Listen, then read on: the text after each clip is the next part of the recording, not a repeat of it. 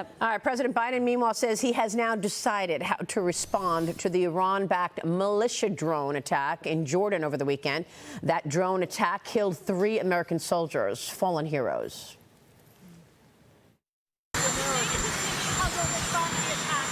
Yes.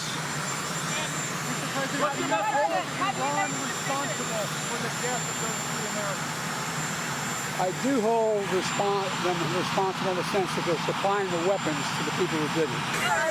Strikes have not deterred these attacks in the past. What will be different this time? We'll see. I don't think we need a wider war in the Middle East. That's not what I'm looking for. Now, Iran is reportedly warning the United States if it strikes Iranian soil, it will hit back at American assets in the Middle East. Joining me right now is Fox News senior strategic analyst, chairman of the Institute for the Study of War, General Jack Keane. General, always a pleasure. Thanks very much for being here this morning.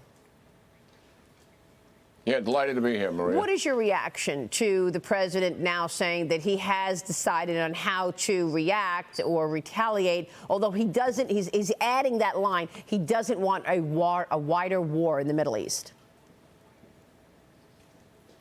Well, certainly, I'm glad he's made a decision to take some action. We'll find out exactly what that is. But listen, Iran has expanded the war. I mean, let's just look at the facts of that. We have Hezbollah, who's displaced 80,000 Israeli citizens in northern Israel because they average 6 attacks a day into northern Israel. That's an expansion. And they are an Iranian-backed proxy. The Houthis have stopped the trafficking through the Suez Canal somewhere in the neighborhood of excess of 50% because of their rockets and missiles and interference, despite the fact that we have Navy escort ships with ourselves and 11 other nations in the region.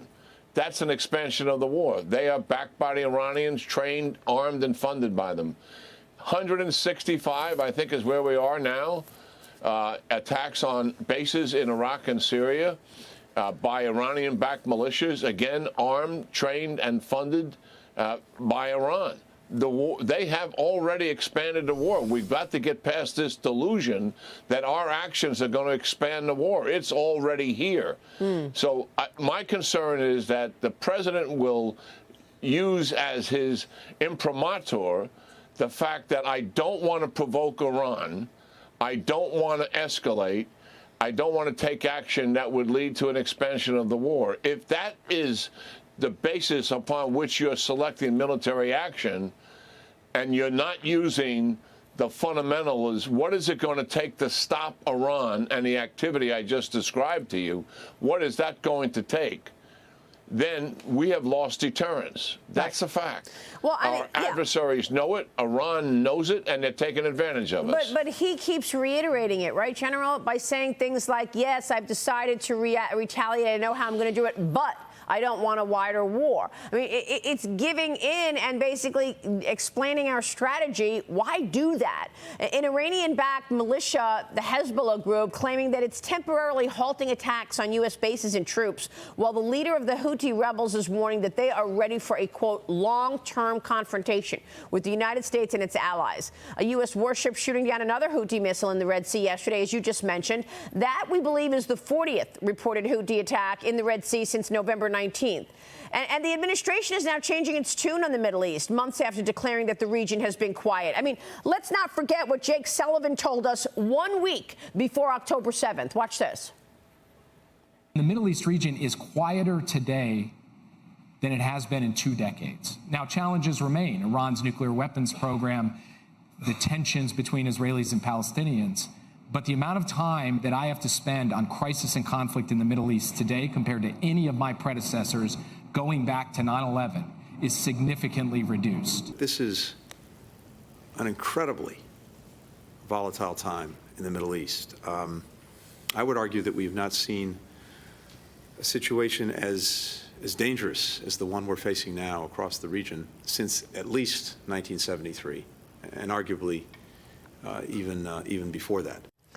General, come on. Jake Sullivan said everything's fine, it's safe, a week before the October 7th attack, and then you've got Anthony Blinken completely contradicting him on Monday. Your thoughts? Well, Jake, let's just take what Jake Sullivan said a week before the attack of October the 7th. There were 80 attacks leading up to October the 7th from the time the Biden administration took office in January of 21 by Iranian-backed militias in Iraq and Syria. That's the facts of the case. And it's indisputable that Iran has taken advantage of this administration because they started out removing the Trump maximum sanctions. They began that the first month in office. They wanted to send a signal to the Iranians that they were serious about renegotiating the nuclear deal, and the evidence of that is we're removing the sanctions. They never reported that to the Congress. They never reported that to the American people. That set the stage, I believe, for Iran recognizing that they're going to be able to take advantage of this administration. Yeah. And they have been doing that right from the outset.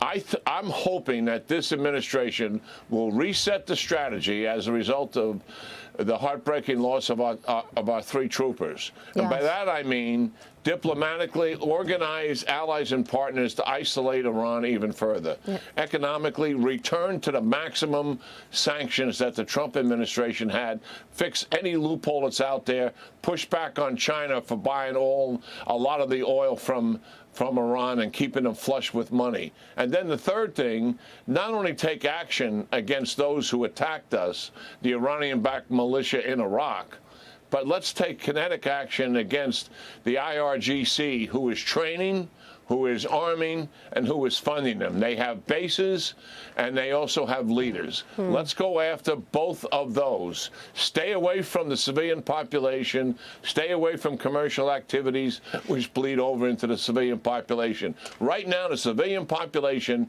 in Iran is fundamentally opposed to this regime. And they do not blame the United States because their economy is in the tank as a result of the sanctions that were imposed for a number of years. They blame the regime, and they hold up signs, Marita, stop the foreign wars. That's the IRGC using their proxies throughout the region. Yeah. That is what that is all about. The people in Iran are on our side, and we've got to push back on this regime and the mullahs and do it decisively. Well, I don't have much hope that the administration will do what I just suggested, a comprehensive approach in resetting the strategy. And I know you're getting very important briefings in terms of the backdrop here. You see it quite clearly. I don't understand why the administration does it, and Jake Sullivan could make these comments that everything's fine, even though you had attacks going into the October 7th attack, as you just said. Real quick, General, we're all in mourning for our 3 fallen heroes, and I just am struck by the fact that that drone was not intercepted. We've talked about readiness a lot together, General, and we've talked about the technology advancements that this military has. How is it possible that this mistake was made, that they thought this was a drone, a friendly drone coming back to its base as opposed to enemy fire? Well, look, we've been shooting down, 90-something% of the missiles and drones that are fired at our bases, and we've shot down everything that's been fired at our ships. The military admits that there was human error here, and there's also a technology fault. Look, we got people out there working really hard to get the job done, and they're putting their life at risk. People make mistakes. Let's get past it. The military will find out what went wrong, and it's likely already fixed. Let's not focus on that. Let's focus on who did this and what are we going to do about it. General, thank you. Good to see you, sir.